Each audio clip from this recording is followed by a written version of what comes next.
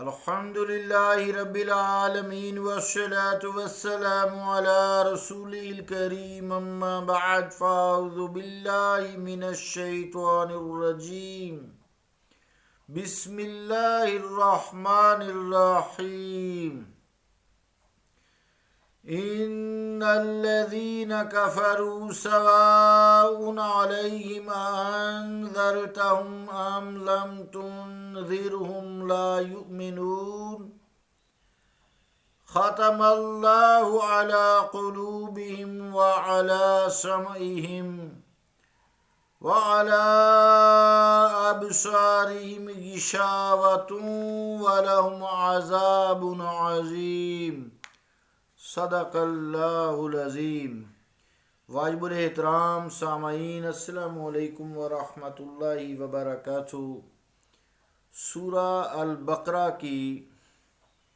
6 اور 7 نمبر آیات تلاوت کرنے کی سعادت حاصل ہوئی۔ ان آیات کا ترجمہ یوں ہے: بے شک جنہوں نے کفر اختیار کیا، یکساں ہے ان کے لیے، چاہے آپ انہیں ڈرائیں یا نہ ڈرائیں، وہ ایمان نہیں لائیں گے۔ مہر لگا دی ہے اللہ تعالیٰ نے ان کے دلوں پر اور ان کے کانوں پر،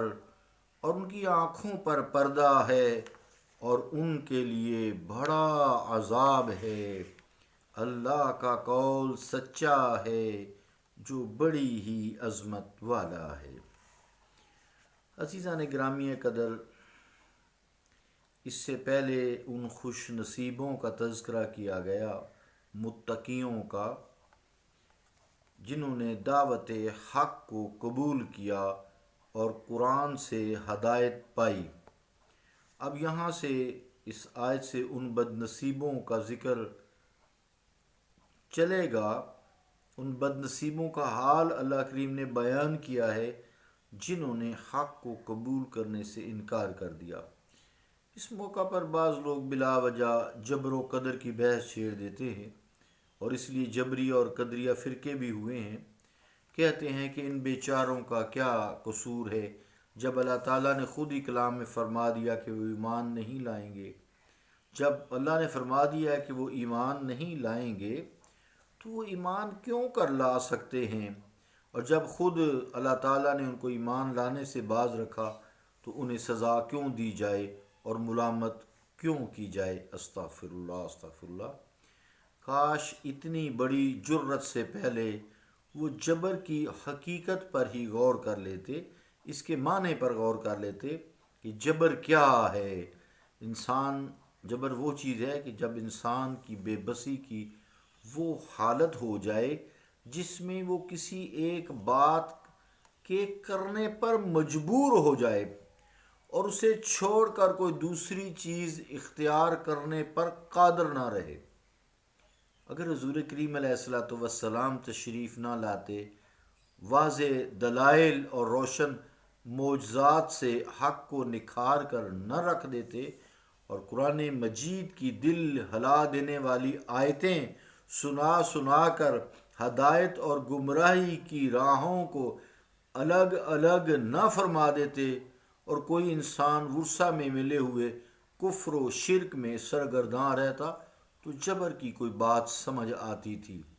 لیکن اب جب کہ یہ کتاب الہی کی روشنی حق اور باطل کو بالکل ممتاز کر دیتی ہے، اور نبی کریم علیہ الصلوۃ والسلام نے اس کی تبلیغ کا حق ادا کر دیا ہے، اپنے معجزات اور اپنے دلائل سے غلط فہمی کا شائبہ تک باقی نہ چھوڑا ہے، اس کے بعد بھی اگر کوئی باطل سے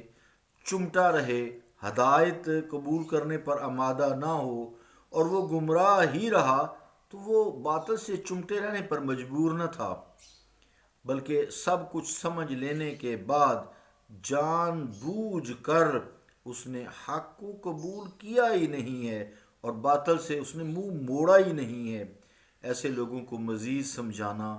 واقعی بے فائدہ ہے، بے سود ہے، کیونکہ سمجھایا تو اسے جاتا ہے جو سمجھتا نہ ہو اور جو سمجھ چکا ہو اور پھر بھی کفر پر بضد ہو، وہ ایک لا علاج مریض ہے، وہ شفا یاب نہیں ہو سکتا۔ عزیزان گرامی قدر، اس آیت کریمہ میں اللہ تعالیٰ نے کافروں کے اس مخصوص گروہ کی نفسیاتی حالت کا تجزیہ کیا ہے، جو محض تعصب، ہٹ دھرمی، ضد کے باعث دانستہ جان بوجھ کر اپنا اختیار استعمال کرتے ہوئے کفر کی راہ پر دوڑے چلے جا رہے ہیں۔ یہاں جبر و قدر کا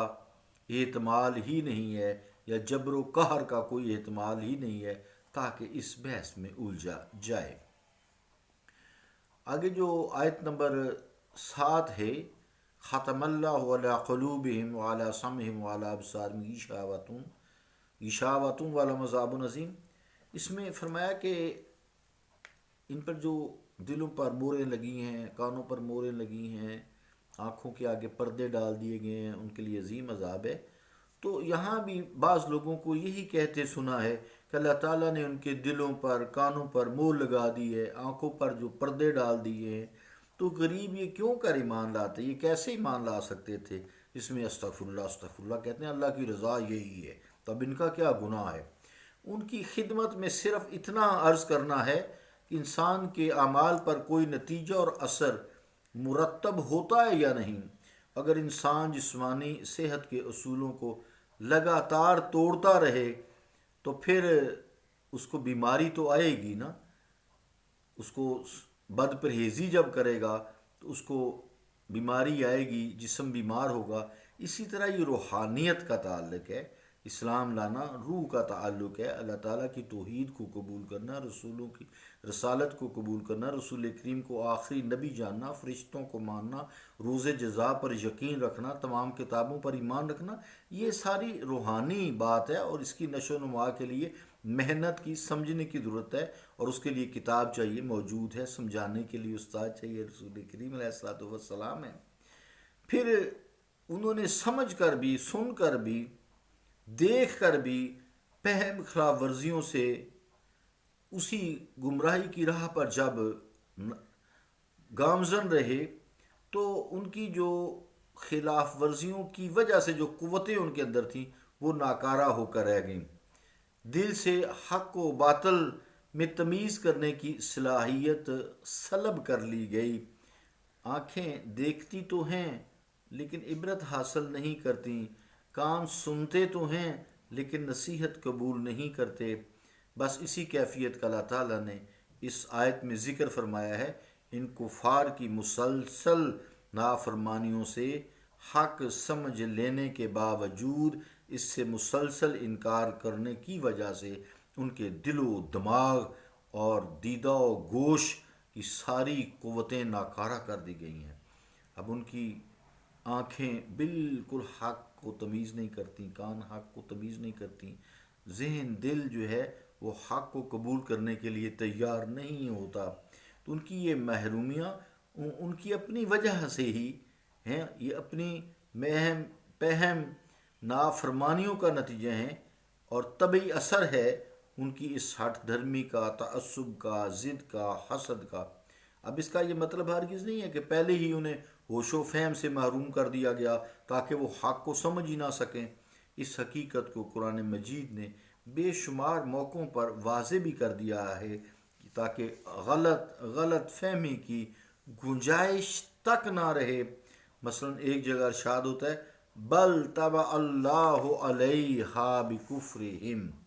یعنی ان کے کفر و انکار کی وجہ سے اللہ تعالیٰ نے ان کے دلوں پر مور لگا دی، یعنی پہلے سے ان کے دل مور شدہ نہ تھے، بلکہ ان کے کفر و انکار اور اس پر پھر شدید اصرار کی پاداش میں انہیں اس نعمت سے محروم کر دیا گیا۔ ایک اور جگہ ارشاد اللہ کریم فرماتا ہے بل رانا علی قلوبہم